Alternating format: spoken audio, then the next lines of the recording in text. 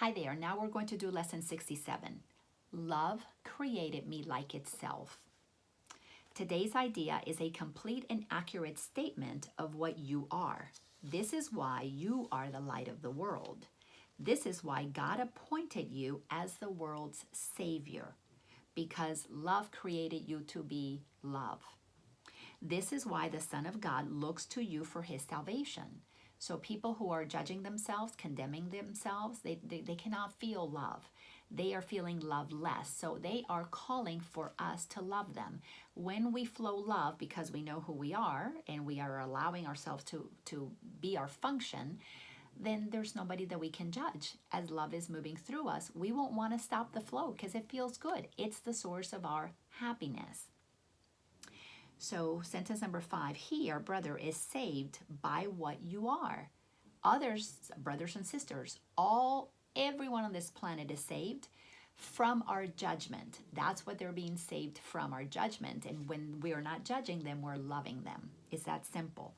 We will make every effort today to reach this truth about you and to realize fully, if only for a moment, that it is the truth. Paragraph 2, in the longer practice period, we will think about your reality and its wholly unchanged and unchangeable nature. We will begin by repeating this truth about you and then spend a few minutes adding some relevant thoughts such as, holiness created me holy, kindness created me kind, helpfulness created me helpful, perfection created me perfect. So we're calling out what God is. God is holiness, it is kindness, it is helpfulness, it is pure perfection. So if love created me like itself, then I must be what love is. And these are the attributes of love: holiness, kindness, helpfulness, and perfection. Sentence 7. Any attribute which is in accord with God as he defines himself is appropriate to use. So you could say, I am eternal. Or eternalness created me eternal. Energy created me as energy. Peace created me as peaceful. So any attribute of God's you can use there for that exercise. Sentence 8 in paragraph 2. We are trying today to undo your definition of God and replace it with God's own definition of you. So this is really, really powerful. Our mind is being trained to think the truth about God as opposed to what we have been taught, hand-me-down beliefs that have for the most part not been questioned for thousands and thousands of years about what God is. So now Jesus is telling us what God is, and we're beginning to replace our beliefs about God, create new neurological pathways so that we can quickly think like God whenever we are in any circumstance. And when we begin to pull love back because the ego is telling us to judge, we will say, no, that's not my function. My function is to be holy because holiness created me holy. My function is to be happy because happiness created me happy. So we're going to go sentence number 9, paragraph 2. We are also trying to emphasize that you are part of his definition of himself.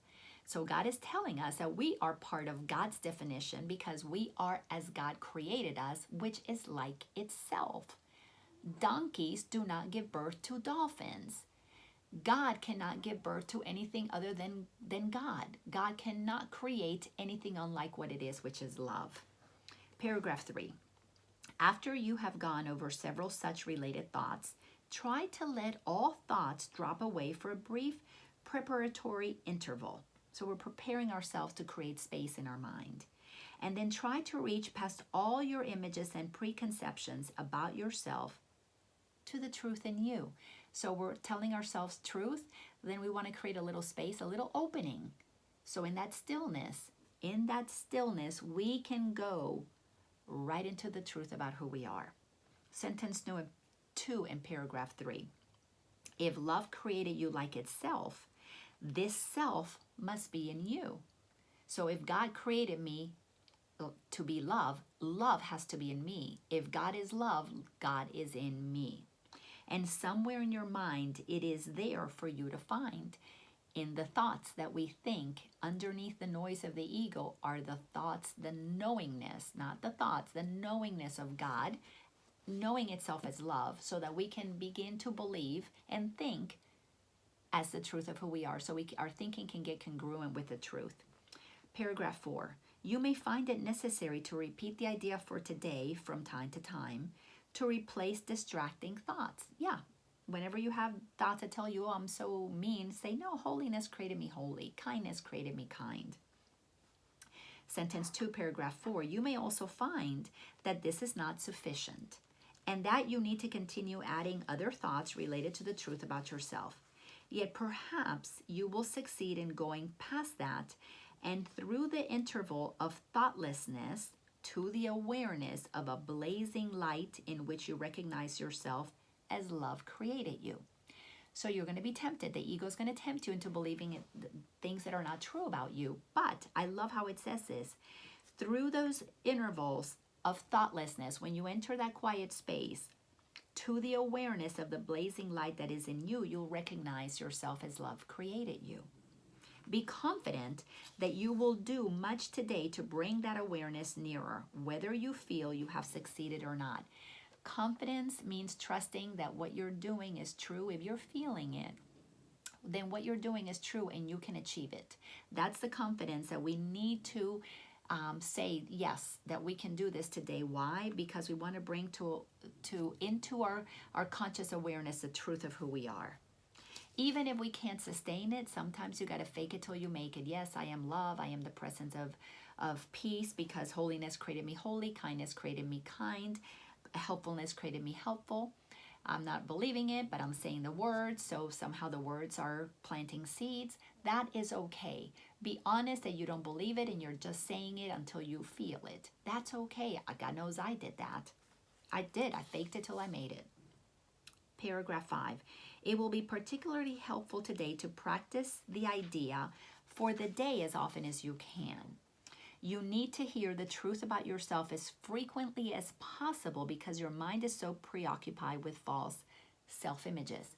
So this is very clear. Our mind is filled with old programming that is where we default to. Those neurological pathways of fear have been set. Now our work is to begin to train our mind to believe something different until those neurological pathways are set and we shift and lift to the truth. Move out of fear, move out of lies and illusions, move out of ego. But it requires honesty that we recognize that we're stuck in an ego rut and we're creating a new pathway. It's okay to know that you may not believe it all the time, but give yourself permission to be in the process of expanding your awareness about your truth so that you can begin to embrace it and receive it. Four or 5 times an hour, and perhaps even more, it would be most beneficial to remind yourself that love created you like itself. Hear the truth about yourself in this. Hear the truth about yourself in this. You're talking truth to yourself. Paragraph 6, try to realize in the shorter practice periods that this is not your tiny solitary voice that tells you this. This is the voice for God. Jesus is speaking for God, reminding you of your Father and of yourself, capital S self. This is the voice of truth, replacing everything that the ego tells you about yourself with a simple truth about the Son of God. You were created by love like itself. You're not what your mother, father, teacher, preacher, media, government, friends, movies, books told you was true about you. You are what God said is true about you, and you were created to be the expression of love, which is you are a point of expression of what God is. That's why we're here to save the world, to show what love really is, what God really is, because we've had it backwards and upside down for so long. No wonder we have created so much suffering on the planet.